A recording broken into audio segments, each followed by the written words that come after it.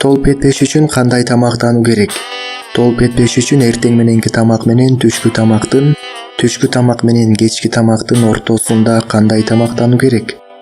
Бул кездеги азын оолак тамактар табитти басып, мээни иштетүү үчүн кажет.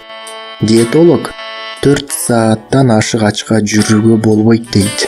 Ар бир 4 саат сайын жүрөк жалгап туруш керек. Тамактануу убактыларынын ортосунда ачка жүрбөй шамшым этип алганга бал кошулган быштак, жер жемиш жеген жакшы. Жашылча жемиш аралашкан салат да өтө пайдалуу. Бирок канында канттын өлчөмү жогору болуп, кант диабети оорусу менен ооруган адамдарга балды, таттуу азыктарды жана жемиштерди жеэрдин алдында алардагы канттын өлчөмү көппү же азбы? Сөзсүз ушул нерселерди эске алып, өтө таттуу азыктарды жеэрдин алдында өлчөмү менен жеш керек.